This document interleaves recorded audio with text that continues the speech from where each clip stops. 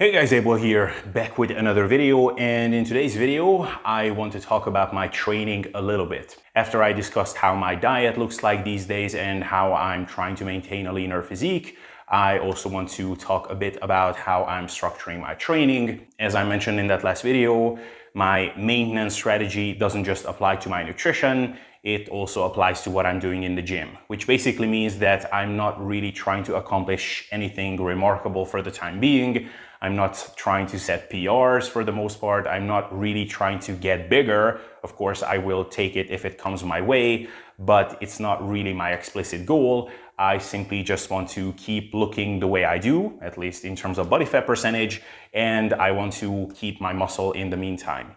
And that's going to be the case probably for the upcoming 1 or 2 months. And at that point, just because you always need some sort of a goal, that's what keeps life and especially training interesting and exciting, I will kind of switch strategies a little bit. And at that point, I'm going to do a lean gaining phase, a bit of a bulk, and then I'm going to get much more dedicated, purposeful, and I guess just focused with my training efforts. But nevertheless, there were still a couple of questions in the comment section which asked me about how I'm training at the moment and how I'm going about my training in a more flexible manner.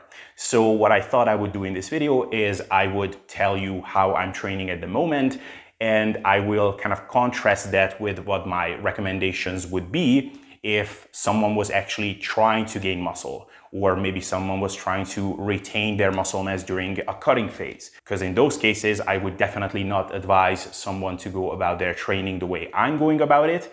However, there are still things that I think you can take away from my approach and you can apply to your training even if you are trying to build muscle at the moment. So basically just a general outline first as far as how I'm setting things up. Basically, I am training 7 days a week. And that is not because I'm super hardcore and because I'm so compulsive about my training that even in this maintenance period, I cannot get myself to take at least one rest day. It is simply because this is just the way I like to schedule things. I pretty much look at my training as any other thing in my life that I do on a daily basis, such as brushing my teeth or taking the garbage out. To be honest, I could easily make my current training setup work if I trained only 3 or 4 days a week. Maybe I could even make it work with 2 sessions a week if I really went balls out, but it's just much more convenient for me to do it this way because I can have shorter sessions. I'm kind of in and out of the gym, and it's also good for adherence purposes. For me, if I know that my training session is something that is going to take place every single day, then I know that it's just the default thing that's going to happen. I don't have to debate myself whether or not I'm going to do it. And believe it or not, it is actually that's something that's happened in the past. And in the past year in particular, where I was playing around with different splits. So I had periods when I was playing around with training only 5 days a week, even 4 days a week at times. I found it to be a lot more difficult to actually keep being consistent with my training sessions. And I started having a lot of these back and forth kind of conversations in my head with myself that, well, okay, I missed yesterday's session already, but what if I missed today as well? I could make up for the volume tomorrow. And all of a sudden, I found myself to be much laxer with my training, and I found it to be just a lot more difficult to actually show up. And that was honestly mind-blowing to me because for the longest time, I honestly viewed myself as someone as, if anything, I might be a bit too compulsive about my training. I have too hard of a time taking some time off, even when it would be warranted. I had a difficult time taking vacations and being away from the gym. But when I started training less frequently, I found myself to be actually having adherence issues at times. So anyway, for those reasons, I really like to be training every single day, and that's how I'm distributing my weekly volume. Speaking of weekly volume, I am doing approximately 10 sets a week. That is the average. There are weeks when it's a little bit less. It might only be 8 or 9 sets for certain muscle groups. And there might be weeks when it's slightly more, like 12 sets or even 14 sets. As far as my training split goes, it's kind of a weird arrangement at the moment of a full body / upper lower kind of hybrid setup. So I am training upper body basically 7 days a week. At least some muscles of my upper body are going to be trained all days of the week. However, my lower body, which in my case simply means quads and hamstrings, because calves I don't train at all. Because honestly, for calves, I really needed to do just one set in my entire life, which was one set of being born. Honestly, that was enough for me to get good calves, because both my mother and my father have good calves, so I don't really need to train those, and so I don't do it. However, my quads and my hamstrings, I'm training 2 days of the week. That's what I've been doing for the past 2 months or so.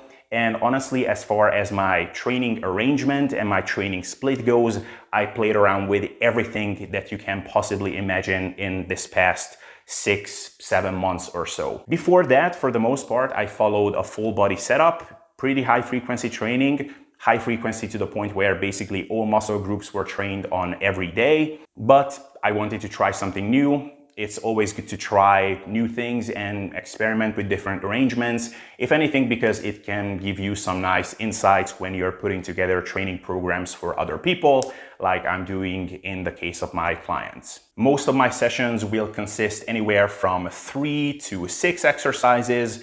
Most sessions, actually, I will try to keep at roughly 4 exercises on average, and I will do anywhere from 2 to 4 sets per exercise per session.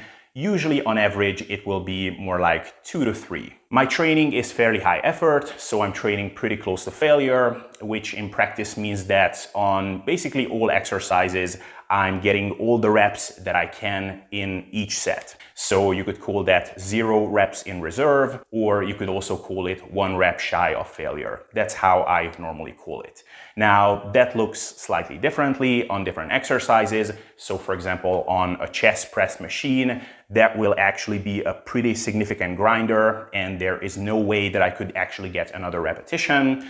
On something like a bicep curl, I will typically quit doing reps once I can no longer complete a good repetition with somewhat decent form. And on something like an RDL, Romanian deadlift, or actually at the moment in my case, good mornings, it will be at the point where I'm suspecting that in the next rep, there might be a slight form breakdown, which could be, of course, highly injurious. I would say that all in all, my training scheduling, setup, and programming is very, very flexible at the moment. I can't remember a time in the last several years when there was so little structure to all of it. And I would say that the way I'm training right now is a great way to stay in great shape once you are in great shape already, at least whatever you're considering to be great shape.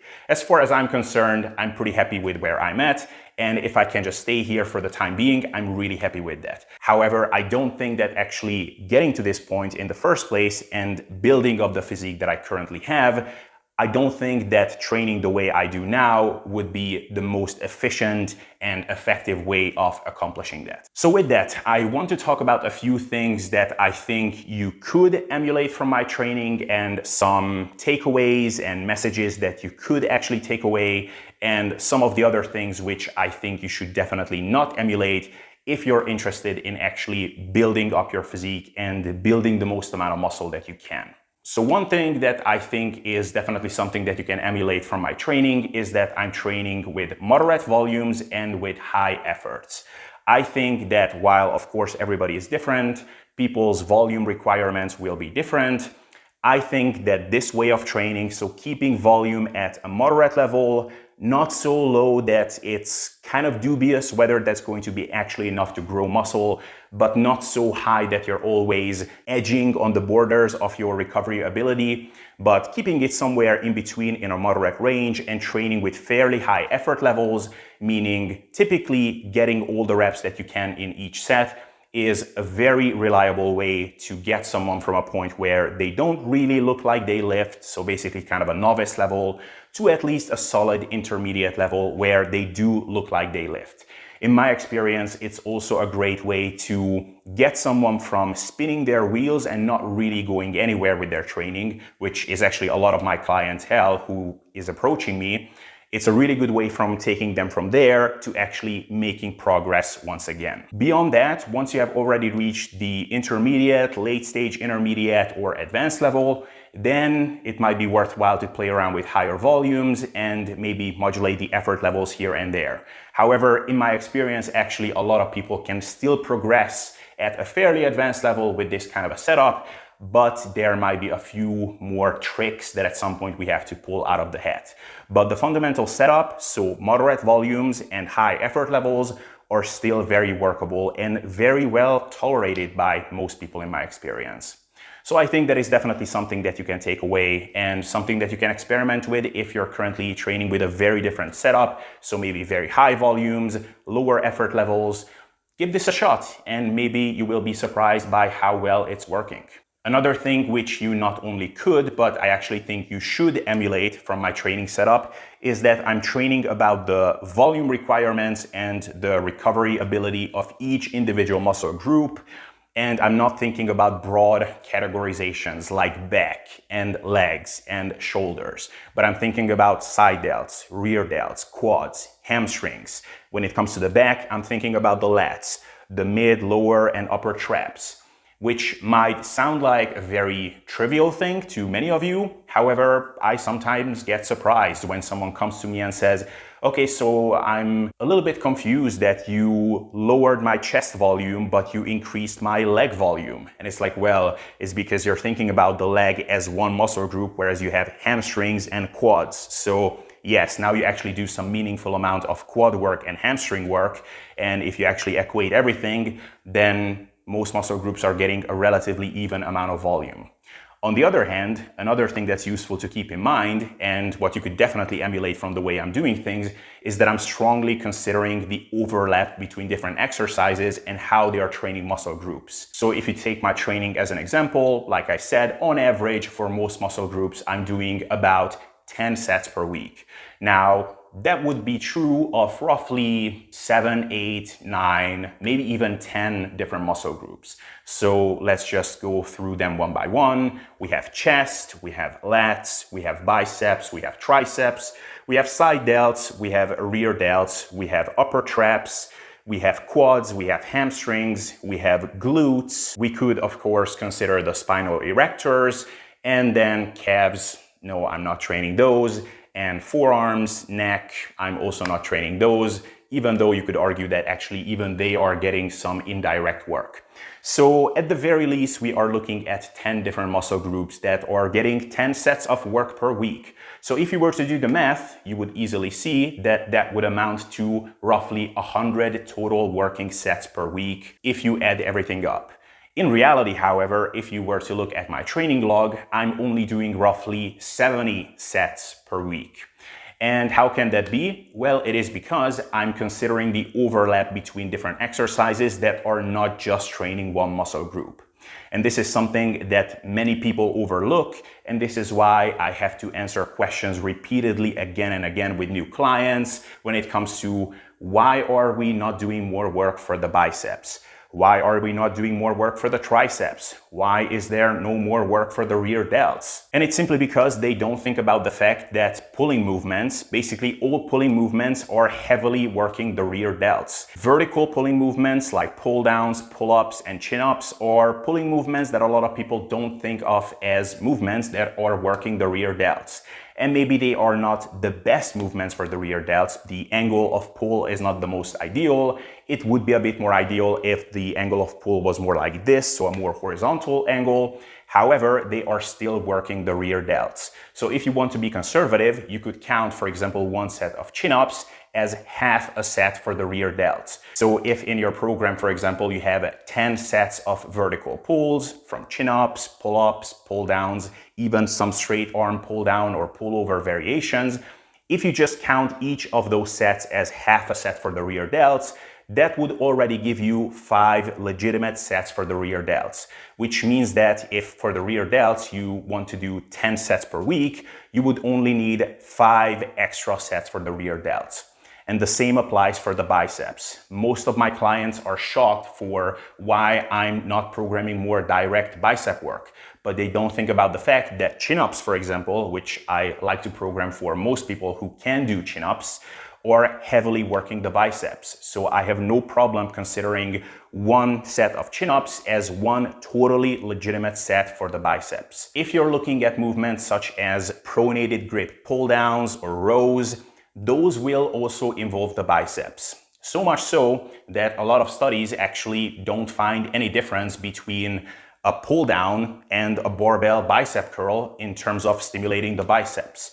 Now, I myself like to be a bit more conservative with that, so I would count something like a pull down or a row where the biceps are not really well leveraged for hitting the biceps as half a set per one set for the biceps. But still, if you're adding everything up and you're doing, let's say, 3 sets of chin-ups a week and 9 more different pulling movements such as pull downs or rows where the biceps are not really well leveraged, then even if you just count those sets as 1/3 of a set for the biceps, you're still looking at 6 sets for the biceps already. So if you're looking to do about 10 sets of bicep work per week, then in my view, you would only need 4 more sets for the biceps. And the same thing could be said about the triceps. A lot of people just don't think about the fact that the triceps are, if anything, overworked in most training programs. If you're doing any kind of press, the triceps are going to be involved. Now, granted, the long head of the triceps are going to be less involved on something like a bench press. So for that, ideally, you would want some sort of an overhead movement. But for example, if you're doing something like a barbell overhead press, that is actually going to involve the long head of the triceps quite well. If you're doing something like a straight arm pull down variation, such as a lat prayer, that is going to hit the long head of the triceps like a boss. So many times, people just don't need as much tricep isolation work as they believe. So actually, if I'm pulling up my training log, which by the way, I'm tracking on this app called Fit Notes, which I would recommend to all of you. You can get it in the App Store if you're using Android. I don't know if this is available for iPhone. I think it's not, unfortunately. But I actually made custom categories for myself when it comes to the muscle groups. So I will have muscle groups such as lats plus triceps long head. I will have categories such as hams and erectors, meaning hamstrings and the erector spine. I will have categories such as delts and traps, because an overhead press is not only going to stimulate the shoulders, the front delts, and also the lateral delts, but also the upper traps. So with all of these overlaps considered, I actually don't need to be doing that many total sets during the week. Another thing that you can actually emulate from my training, and I would encourage you to do so, is that I'm not obsessing over minimum per session volumes for any given exercise. While I certainly do think that there is such a thing as too much volume per session for a given muscle group, I don't think that you can underdose your per session training volume for a given muscle group, assuming that the intensity of effort is sufficiently high enough. So I'm not at all worried if I'm doing only 2 sets for a given muscle group in a given session. I don't think that that's too little. And to be honest, I just don't subscribe to this idea that there has to be some sort of minimum volume stimulus for a given muscle group in one session to make it grow. I think that there is a minimum intensiveness or intensity of effort threshold, but once you hit that, I think that muscle is being stimulated sufficiently. And if you actually think about it, basically all the evidence points towards the fact that during any session, your most effective set for any exercise, for any muscle group, is going to be your first set. That's going to actually give you most of the benefits that you will get out of that workout. After that, there are only diminishing returns, and each subsequent set is becoming less and less effective, which of course doesn't mean that you shouldn't be doing sets after your first set, because at a certain point we have to do things that are inefficient because we just have to accumulate enough total volume. However, if your total weekly volume still comes out at a reasonable place or to a reasonable spot, I don't think there is any issues with doing only, say, 2 sets for a given muscle group in one session. For that matter, I don't even think there would be any issue with doing only 1 set for a given muscle group in one session. Actually, I just did that yesterday for my chest. I did 1 set of low incline dumbbell bench presses. That was it, just 1 set. I don't do this very often, but that's just how it came out this time. And I don't think there's anything wrong with that. Another thing that I think you could definitely, if not emulate, but at least use as a bit of a take-home message from my training setup is that I'm not putting any exercise on a pedestal, meaning that I don't think of any particular movement as something that just has to be there. Many times people think that the barbell bench press is just something that without, you cannot build a good chest. A lot of people have the same views about the barbell back squat as a quad builder, or the conventional deadlift, which is especially ironic because it's really not the best muscle builder exercise out there. But I used to have this struggle a lot in the past. And even when I was into training for a couple of years already, many times I would just see someone muscular and really impressive or really smart on Instagram or YouTube talking about a certain exercise. And all of a sudden I just had this feeling of, oh my God, I'm missing out on something amazing. I know that I abandoned this exercise because it was causing me joint pain or it just really didn't work out well for me. But man, I should somehow still find a way of putting it back into my routine because it's clearly just so amazing. Now, if an exercise feels off, if it's causing me joint pain of any kind, then the exercise will go, at least for a temporary period of time.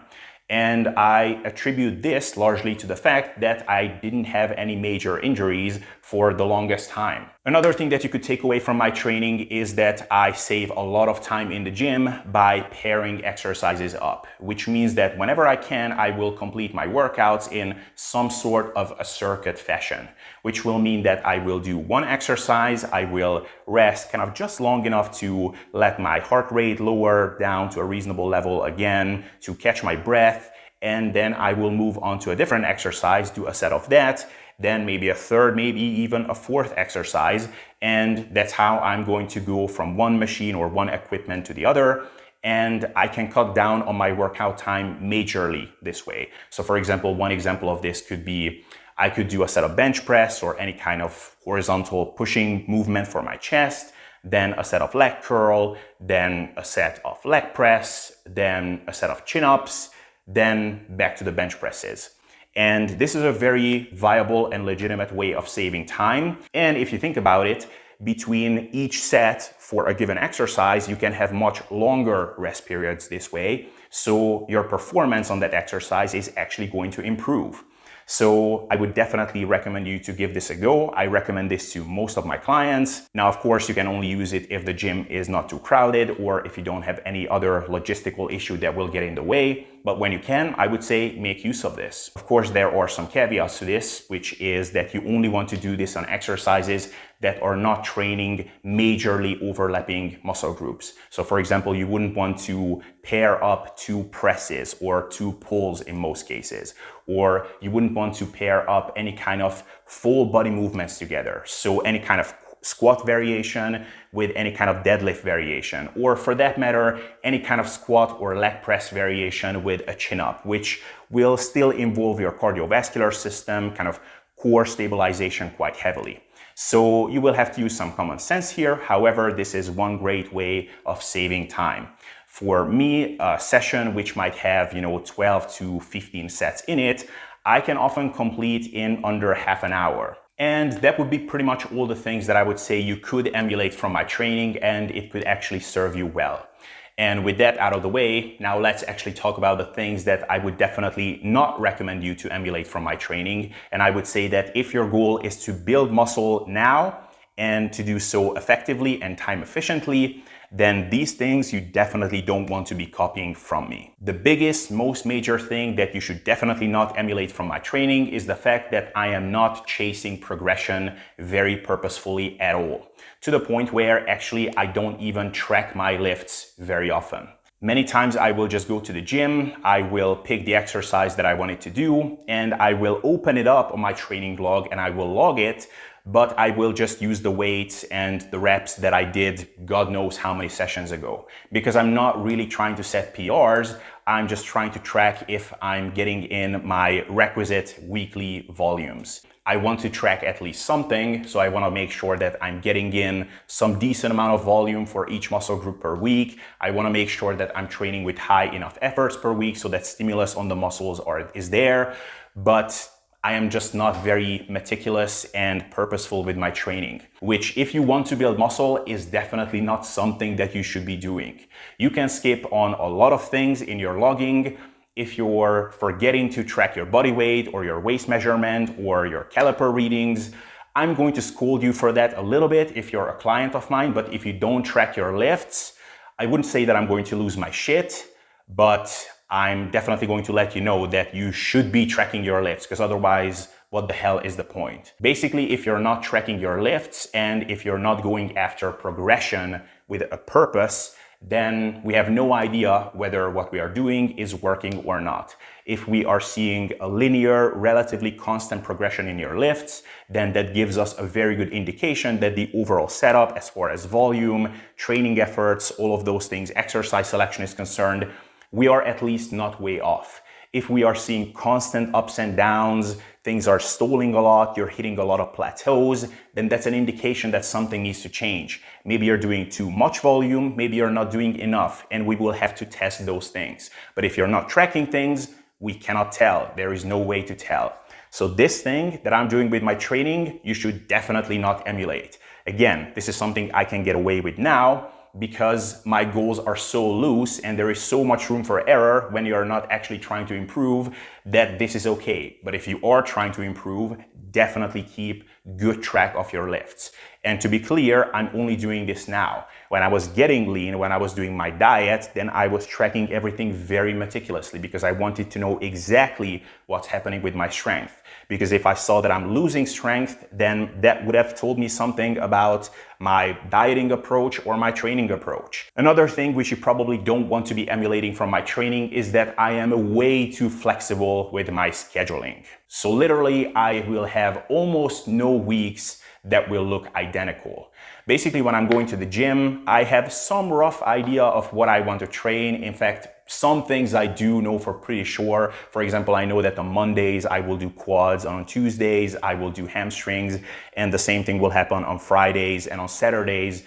But I have no idea what I'm going to do on the rest of the days. I know that I want to hit some kind of upper body muscles on most other days, but on which days exactly I'm gonna hit chest and on which days I'm gonna hit lats and how I'm going to combine those, honestly, that's mainly decided based on what equipment is free in the gym at that moment. I'm basically going there, and maybe I even had something noted down in my training log that, okay, this time I want to use this flat chest pressing machine.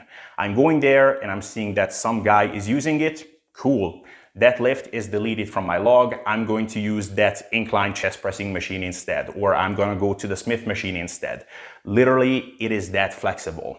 And while I would say that you can auto-regulate your exercise selection and exercise ordering to a reasonable extent, so for example, if you have to move one lift from one day to another day or switch up the order of two exercises within one given session, that's really not the end of the world. But all in all, there should be pretty good consistency in your scheduling and in your ordering of things, both in terms of training days and as far as the exercises within one session.